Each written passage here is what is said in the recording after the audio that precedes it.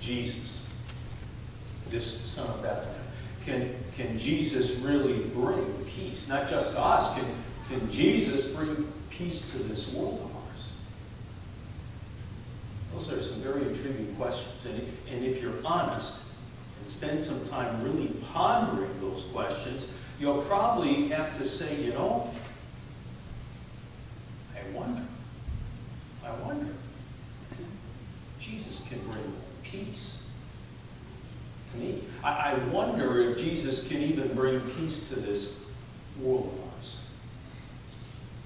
And your wondering is probably founded in a lot of things that are taking place right now. I mean, every time you turn on the TV and you hear about another terrorist bombing, or you hear about some extreme Muslim group that goes and kills over 100 innocent students in doing what they think Allah wants them to do, you wonder, is there really going to ever be peace in this world of ours? Right now, in our society here, this issue of racism and police and people of color that seems to be permeating throughout so many of our cities, especially the larger ones. And now with the recent assassination of 2 innocent policemen sitting in their squad car, you just wonder, will this ever settle down? Will there really be a sense of peace socially with regards to race?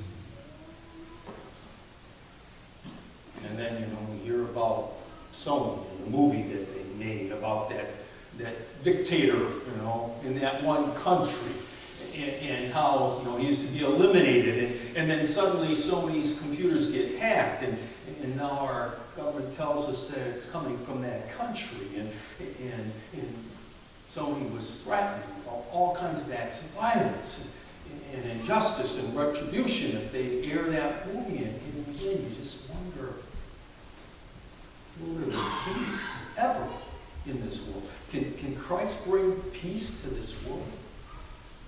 And while many people just wonder about peace in this world, or peace with cultures and in society, there are many who just wonder, can Christ bring peace to me? People who are without a job and really want to work and are looking hard to work. Right now, there's not a lot of peace in their life because they're unemployed.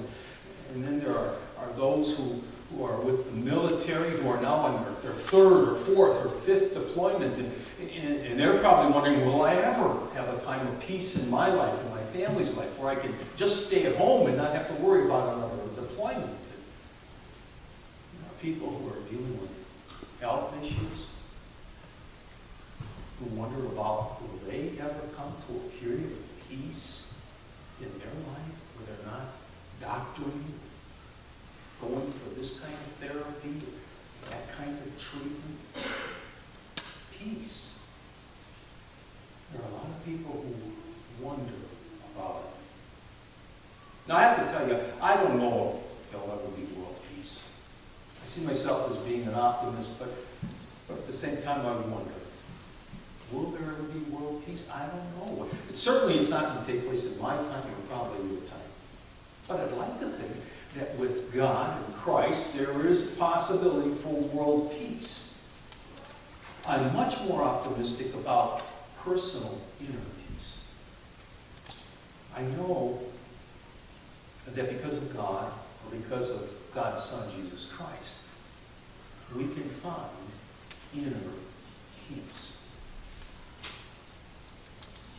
I know that from personal experience, and probably many of you know that as well, that if you draw close to God, if you draw close to His Son, Jesus Christ, Christ will bring to you an element of inner peace. Remember when Jesus was nearing the end of His ministry, and He looked at His disciples, and in John's Gospel, and says, "Peace I leave with you, my peace I give to you."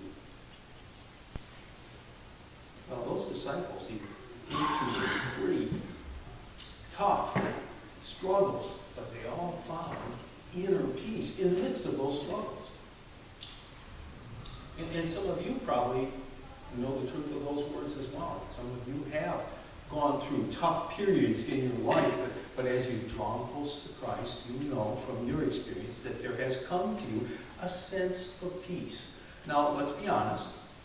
If we draw close to Christ, we're going to have that sense of peace, but we're not going to have that sense of peace every moment of every day, year after year. We need to be honest about that. But hopefully, as we draw close and do our best to walk with Christ, there does come to us, overall, a sense of inner peace. About 3 weeks ago, I was visiting with a young man. He works a full-time job and then 2 part-time jobs to provide for his family. He really loves his full-time job, but it's a very stressful full-time job, and he says a lot of times he just feels isolated from those on the team and not really valued or respected from those on his team. But nonetheless, he goes to work and he does the best that he can do in that work environment. But he says, when I'm at work, there's no real peace for me. And then he says, I don't really have a lot of time to be with my wife and children because, again, I leave my full-time job and go off to a part-time job, and then from that part-time job, many times go off to another part-time job. And he says, I get maybe 3 hours of sleep a night. Week after week, day after day. He says, I feel guilty because then I don't have time for my wife and time for my children. And so there's turmoil, inner turmoil because of that, wanting to be with the family more, but needing to work all these hours so that he can provide and pay all these bills and health issues. That's, a lot of the bills are health related. And there's no time for himself personally. No time. I mean, if he doesn't have much time for his wife and kids, he's not going to take any time at all for himself personally to hang with the guys or just go off and do some guy kind of hobbies. And so he says, I'm just on this treadmill. I'm just constantly going and I'm jumbled inside. But as I was talking with this young man, he made a very interesting statement. He said, the only time I find peace is when I sit in worship. I looked at him and I said, you do find a little peace there? Yes, he said. It's the only time. It's when I sit in worship. I said, do you know why you might have that sense of peace when you sit in worship? He said, I don't know. I said, let me throw this at you. I think when you come into the midst of worship, your soul recognizes God's Spirit in the worship setting.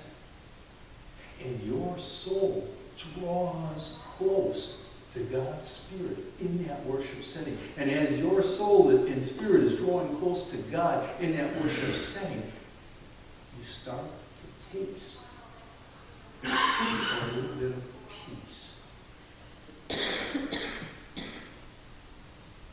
He said, I think you're onto something, Pastor. When we draw close to Christ, we taste peace.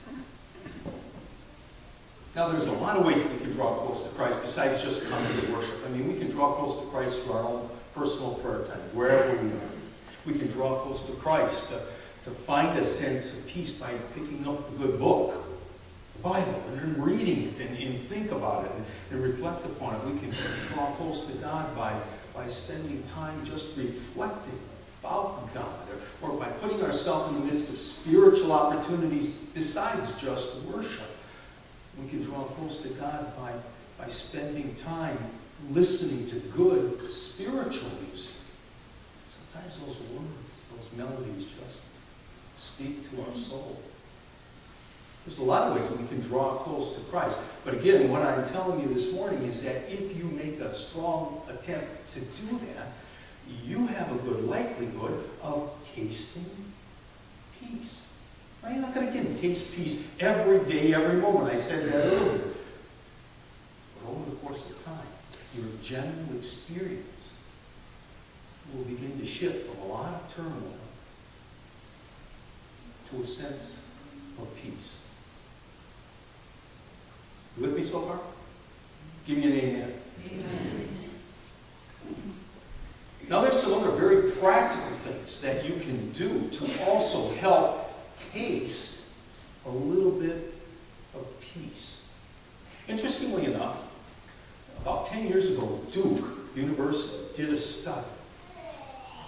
And this study was on peace. How do people find inner peace? And this extensive study revealed that there are some very practical things, 8 practical things that people can do. And if they do these consistently, hear that, consistently, they have a strong likelihood of bringing and grasping more peace into their life. So let me just very quickly give you a quick synopsis of that study. The very first thing this study said is that if you want to taste a little more peace in your life, you need to forgive those who have wronged you. Did you hear that? You need to forgive those who have wronged you. If you're walking around with a lot of resentment, a lot of hostility towards that person or that group over there, it's like a weight that you're constantly carrying around. And that weight becomes heavy and becomes taxing. And so you need to get rid of the weight. And the only way to get rid of the weight is through forgiveness. So when you forgive, you rid yourself of that which can be draining and open up a window to have a little more peace in your life.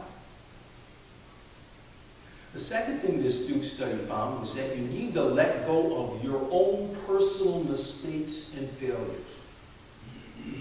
I know some of you, because I've done this to myself, you know, you fail or you make a mistake and then you walk around constantly beating yourself up for what you did, that failure, that mistake.